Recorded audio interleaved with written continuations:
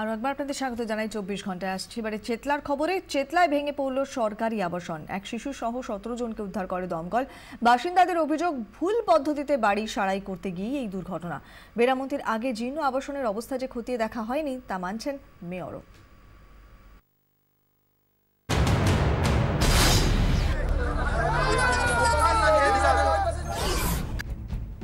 প্রাণ হাতে নিয়ে ভেঙে পড়া বাড়ি থেকে একে একে বেরিয়ে এলেন বাসিন্দারা। আটকে পড়ে এই শিশুটিও।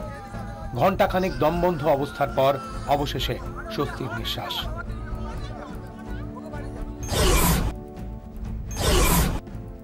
চেতলার স্কিম 8 সিআইটি আবাসন। 70-এর দশকে তৈরি বাড়ির এখন ভগ্ন দশা। মঙ্গলবার সারাইয়ের কাজ চলাকালীন আচমকা বাড়ির একাংশ ভেঙে পড়ে। প্রথমে ভাঙে ছাদের অংশ, সেই কংক্রিটের চাপে ভেঙে পড়ে 4 তলা, 3 তলা, 2 তলা। উদ্ধারের কাজে হাত লাগায় দমকল ও বিপর্যয় মোকাবিলা বাহিনী। तोड़ रहा था बेटा, जंगला को तोड़ रहा था, कमजोर था। जब वो तोड़ते तोड़ते ऐसा हुआ वो गिरा तो नीचे बरांडे का जो बरांडा था वो भी गिर गया। অনেক আতঙ্কিত বাবা, আমাদের এখানে বাস করার মতো উপযুক্ত মনে করছি না, একদম মনে করছি না। কি অবস্থা, দুমদাম করে ভেঙে পড়ছে। কখন যে কি হবে বলে এইসব পরীক্ষা দিতে গেছিল, তাও তো আতঙ্ক হয়েছে। মুখ্যমন্ত্রীর নির্দেশে ঘটনাস্থলে যান মেয়র। বাসিন্দাদের অভিযোগ, বাড়ি সারাই করতে গিয়ে পিলার ভেঙে ফেলার জন্যই এই দুর্ঘটনা।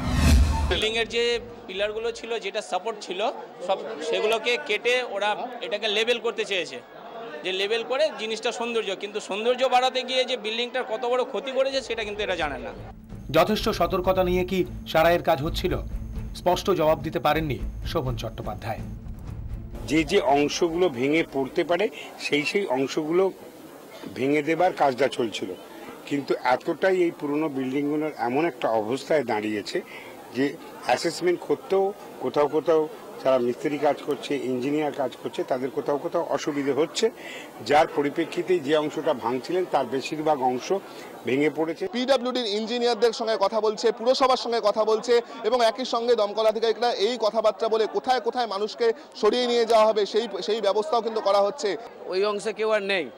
এই রেস্ট অংশ যেটা আছে এটা আপাতত মানে পুলিশ বা পুরসভাই বলবে যে এখানে বসবাস করা যাবে কিনা। আমরা যেখানে ট্র্যাপ ছিল আমরা বার করে দিয়েছি। এরকম ভাবে রাস্তায় তো আমরা থাকতে পারি না, এখন পুরোটাই অনিশ্চয়তার মধ্যে চলে গেলাম না আমরা। এই পিলারগুলো আমাদের যেরকম ছিল সেরকম যদি পিলারগুলো থাকে তাতে অতি মঙ্গল। ভেঙে পড়া আবাসনের বাসিন্দাদের আপাতত পুরসভার গেস্ট হাউসে রাখার ব্যবস্থা হয়েছে।